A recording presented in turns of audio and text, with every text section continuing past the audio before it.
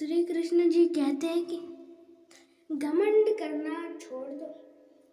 दोस्तों, इंसान घमंड तब करता है जब उसे ऐसा लगने लगता है कि मैं ही सबसे बुद्धिमान हूँ, या मैं ही सबसे ऊपर हूँ, या मैं सबसे बेहतर हूँ, मैं सबसे अमीर हूँ, मैं सबसे ज़्यादा अलग हूँ, सबसे ताकतवर हूँ, सबसे बलवान हूँ, सबसे बुद्धिमान हूँ, या वो लोग नहीं कर सकते जो मैंने कर दिया दिखाया।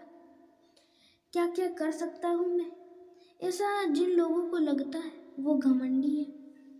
इंसान को घमंड आता है अपनी चीज़ों पे, कि ऐसा सोच के कि ये चीज़ें वो लोग नहीं कर सकते, पूरी दुनिया नहीं कर सकती, या ये व्यक्ति नहीं कर सकता, वो व्यक्ति नहीं कर सकता, जो कि मैंने कर दिखाया। कितना श्रेष्ठ हूँ मैं, कितना बेहतर हूँ मैं उनसे, ऐसा सोच के इंसान घमंडी बनने लगता है। इंसान को घमंड होने लगता है अपने इस शक्ति के ऊपर कि मैं ये कर सकता हूँ, वो कर सकता हूँ। कभी भी घमंड मत करना।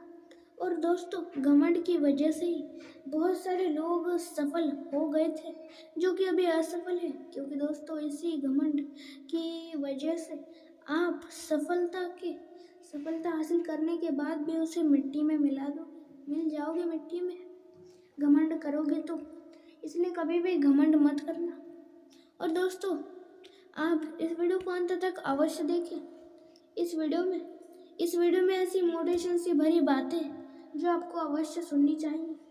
और उसके साथ ही में हमारे इस चैनल को लाइक, शेयर और सब्सक्राइब जरूर से कर दीजिएगा। और ऐसे ही मोटिवेशन से भरे वीडियोस सुनने देखने के लिए और मोटिवेशन हासिल करने के लिए, और हमारे हर एक वीडियो को सोने से पहले और उठने के बाद अवश्य सुने। इससे होगा ये, आपको उठने के बाद सुबह सुबह मोटिवेशन मिलेगा। और सुबह सुबह मोटिवेशन मिलना बहुत आवश्यक है, क्योंकि दोस्तों सुबह सुबह ही इंसान अपने दिन भर में क्या करेगा इसकी योजना बनाता है। और दोस्तों, कभी भी योजना बनाना सीखो। अपने पूरे दिन में आप क्या क्या करोगे, क्या क्या योजना बनाओगे, ये सारी चीज़ें आपको दिन की शुरुआत होने से ही, या दिन सुबह होने से पहले रात में ही उसकी सारी योजना बनानी चाहिए। दोस्तों, योजना बनाना बहुत आवश्यक, बहुत ही ज़्यादा महत्वपूर्ण है।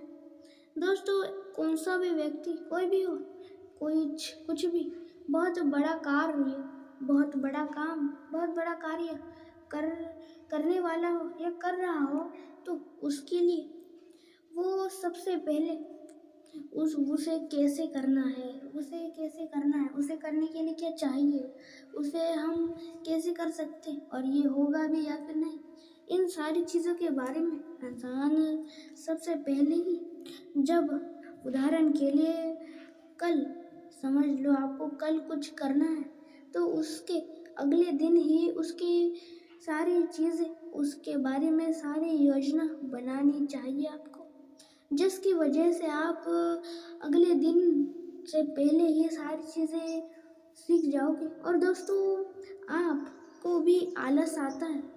दोस्तों, आलस जिसे नहीं आता वो कोई साधारण व्यक्ति नहीं है, क्योंकि दोस्तों आमतौर पर सबको आलस आता है। मुझे भी आता था, और आपको भी आता होगा, और दुनिया में हर किसी को आता है। पर दोस्तों, मुझे भी आलस आता था, पर मैंने भी इन सारी तरकीबों को इन सारे तरीके को आजमा के मैंने अपने आलस को दूर कर दिया। और दोस्तों, ये आलस को भी आप भी दूर कर सकते हो, सिर्फ आप इन सारी चीज़ों को ध्यान से करो तो, इस तरीके को ध्यान से करो तो भी आप अपने आलस को दूर भगा सकते हो। सबसे पहली बात तो आपको आलस आता है, तो आलस से छुटकारा पाने के लिए आपको आमतौर पर आलस इंसान को तभी आता है जब इंसान को कौन सा भी कार्य बहुत ही ज़्यादा बड़ा लगता है, नहीं तो नींद ना पूरी हो तब भी आलस आता है, नहीं तो उसे काम ही ना करना हो या बहुत बड़ा काम हो, उस समय इंसान को आलस आता है। तो बात आती है अब आलस को दूर करें तो हम करें कैसे? दोस्तों, आलस को दूर करने के लिए आपको जो आपका काम है, जो आपका कार्य है, उसे उसे आपको बहुत बड़ा कार्य है तो उसे आप हिस्सों में बांट दें। सबसे पहले आप हिस्से बनाएं। आप अपने काम के हिस्से बनाएं। पहले हिस्से में हमें क्या करना है, दूसरे हिस्से में हमें क्या करना है और तीसरे हिस्से में हमें क्या करना है। जितना बड़ा काम होगा उतने ज़्यादा हिस्से होंगे। पर दोस्तों, सिर्फ हिस्से बना के काम करना है ऐसा नहीं है, बल्कि दोस्तों सबसे पहले तो आपका जो बड़ा काम है उसके हिस्से बना लेने। सबसे पहले आपको इतना काम करना है, फिर आराम करना है, फिर इतना काम करना है, फिर आराम करना है, फिर इतना काम करके फिर आराम करना है। और ऐसे करते हुए तब तक करना है जब तक आपका काम खत्म नहीं होता। दोस्तों, कभी भी आपको कौन सा भी कार्य बिना रुके नहीं करना चाहिए, नहीं तो फिर आपको आलस आने लगेगा, आपको करने का मन नहीं होगा। पर दोस्तों, आप बीच बीच में आराम लोगे तो आपको ज़्यादा दिक्कत नहीं होगी और आप उस काम को आसानी से कर सकोगे। इसलिए दोस्तों, आपका कोई भी कार्य हो उसे पहले तो हिस्सों में बांट दे और उसके ऊपर एक योजना भी बनाए कि पहले हिस्से में हम इतना काम करेंगे, फिर आराम करेंगे। और आराम का मतलब ये नहीं है कि आपको 3-4 घंटे या 2-3 घंटे आराम करना है, सोना है, ऐसा नहीं है, बल्कि सिर्फ आधे घंटे या आधे घंटे से भी कम वक्त में आपको आराम करना है और फिर से अपने कार्य को शुरुआत कर देना है। इस तरह आपको करते रहना है तब तक आपका काम खत्म नहीं होता। जब तक आपका काम खत्म नहीं होता तब तक आपको ऐसे करते रहना है और एक ना एक बार आपको काम खत्म हो ही जाएगा और होने के बाद आपको आलस भी नहीं आएगा और आप और काम कर सकोगे क्योंकि आप बीच बीच में आराम करोगे। और दोस्तों इंसान करता यह है, इंसान सबसे पहले इंसान दिन की शुरुआत हो जाए तब तब इंसान सबसे पहले जाता है, उठता है, जो उसके दिन के शुरुआत के सारे काम होते हैं वो निपटाता है, करता है और फिर वो जो इसका कार्य है उसके बारे में सोचने लगता है, विचार करने लगता है, नहीं तो उसे करता है और उसे करने के बाद आराम करता है। उदाहरण के लिए आप भी ऐसा करते होंगे। उठने के बाद आप उदाहरण के लिए आप 8 बजे या 9 बजे उठते हो तो आप फिर अपना सारा काम करते हुए पूरे 11 बजा दोगे और फिर 11 से 1-2 घंटे आप काम करोगे और फिर पूरे 3-4 घंटे आराम करोगे और फिर हो जाएगी शाम, 4-5 बज जाएंगे और फिर आप कुछ नहीं करोगे, सिर्फ और सिर्फ आराम करोगे और पूरा दिन इसमें ही ख़त्म हो जाएगा। क्योंकि दोस्तों आपको ऐसा नहीं करना चाहिए, बल्कि सबसे पहले तो आपको जल्दी उठना शुरू कर देना है। आप भी सफलता चाहते हो तो जल्दी उठना शुरू कर दो, क्योंकि दोस्तों आप जो अभी सक्सेसफुल है अपने जीवन में, जो सफल है अपने जीवन में, वो लोग जल्दी उठते हैं इसलिए वो सफल है।